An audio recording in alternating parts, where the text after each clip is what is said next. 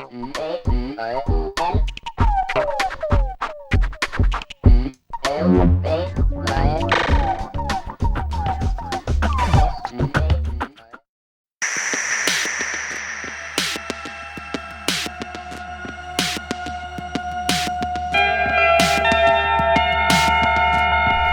blasphemy! This isn't happening! Viperconcept is playing a motorbike game!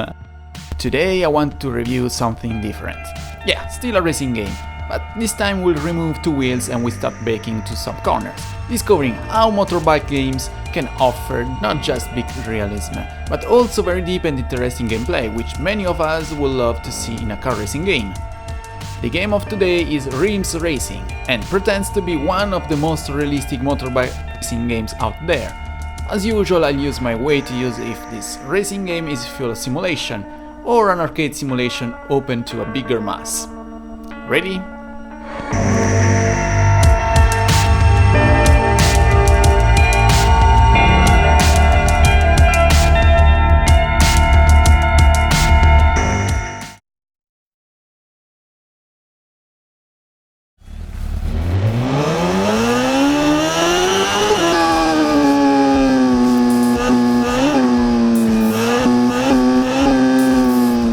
Immediately you can see the understeer and oversteer effects while accelerating and braking. The loss of grip isn't so progressive as you expect, especially if you come from car racing games, but looks and feels realistic. But the room of mistake is reduced, because the power slides are pretty hard to do and to keep. And if you aren't experienced, it's pretty easy to end on the floor.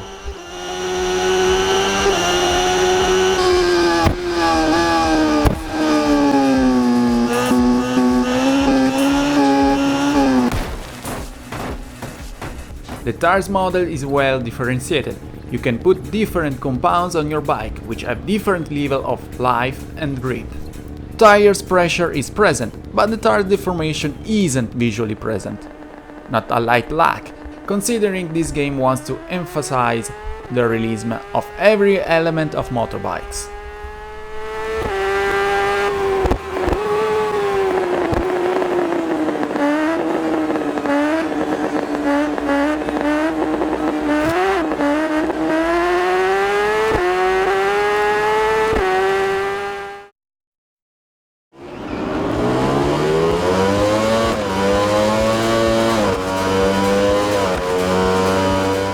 Suspensions model is very well made, not only on the animation, but also on the effect on the drive.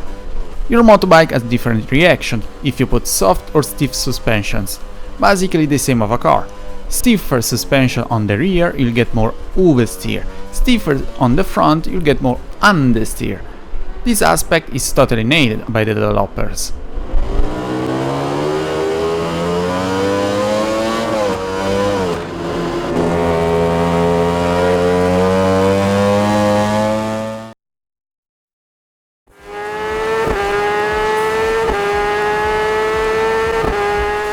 Slipstream is present and it's very powerful.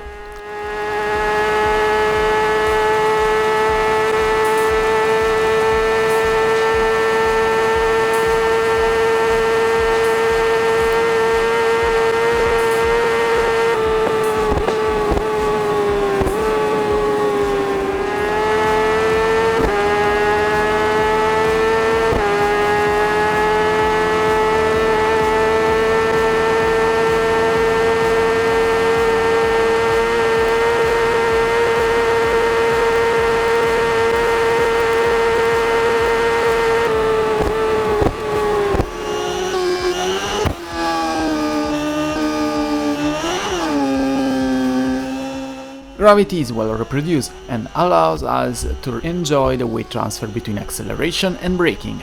Also, the realistic falls from the motorbike are a proof of the good gravity system.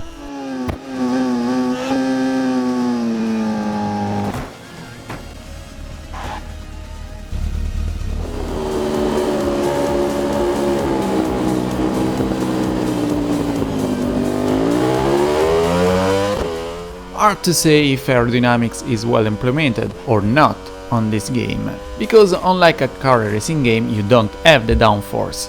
The drag seems the same for all the bikes, but I prefer to don't evaluate this element because I lack of data. The weather system doesn't change during the race, but at least it offers both dry and wet conditions. Sadly, nighttime isn't available. The only curious thing is during wet conditions there is no water spray from bike's tires, but obviously the grip is lower compared to dry conditions.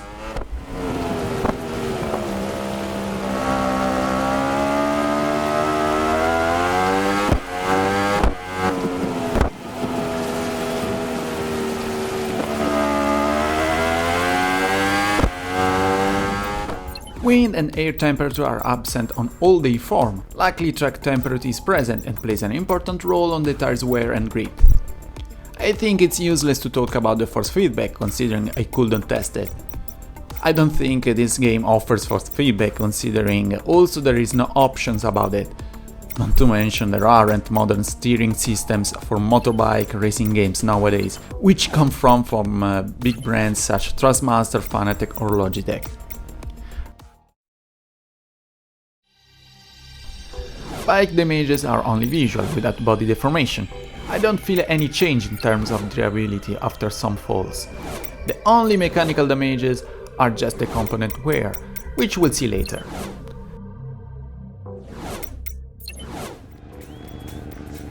The bike setup is essential.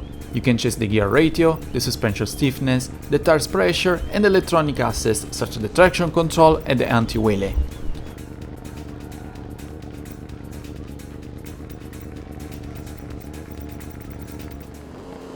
I'm a bit disappointed by the weight transfer, but not by the weight transfer itself, but by the avatar, which is very slow at the direction changes, especially during chicane. You have to anticipate a lot with your inputs the direction change to make the S-chicane right at a decent speed.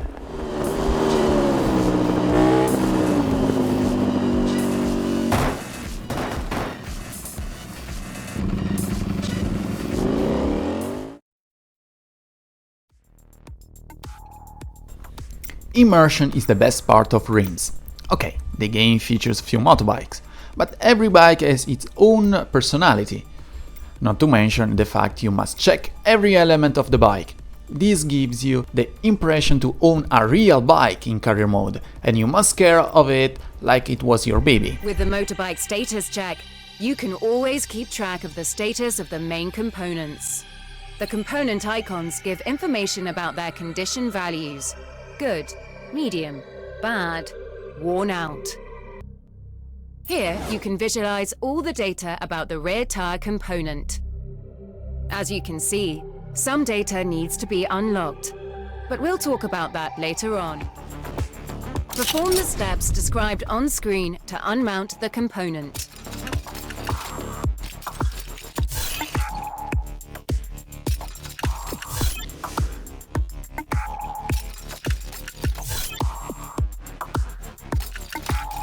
Now we've removed the pads, but since the pads are attached to the front calipers have been unmounted too. Let's change the front pads. Now equip the new pads from your inventory. Let's mount your new pads in the front calipers. Follow the steps, just like you did for the unmounting procedure.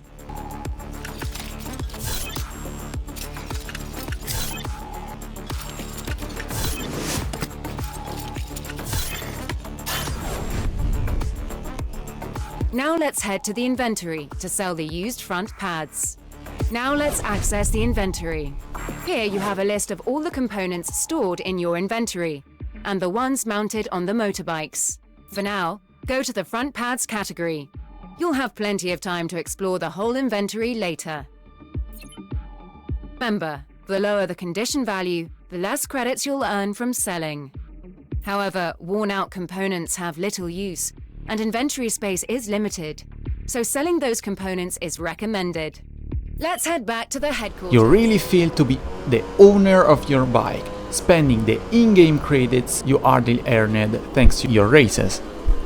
This is the best point of the whole game.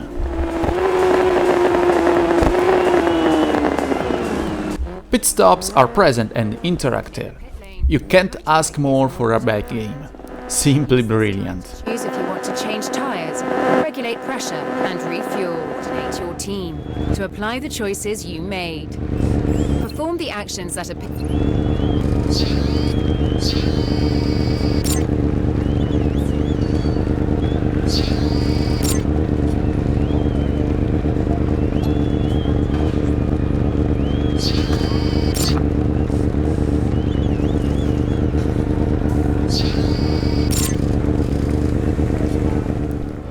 Sadly, there is no radio engineer if we exclude the female voice at the tutorial part, but the penalty system is present and quite precise at analyzing your corner cuts.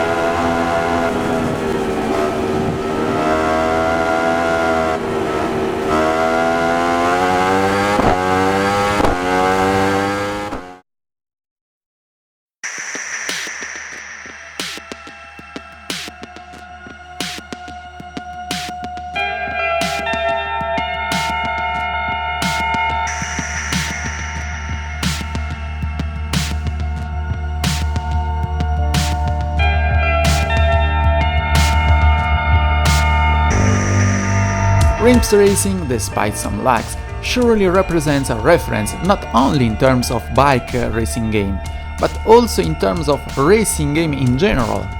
The way how it involves you into taking care of your bike is so addicting. Okay, the number of bikes isn't so high, but it will increase thanks to the DLC which will be released in the future. Also, the driving system is interesting and very simulative, if you set the hardest difficulty on the physics. I only hope in the future we'll get a hardware with the force feedback which allow us to play these kind of high quality products in the best way and the right way. Because let's be honest, it's also a shame to play this simulation with controller.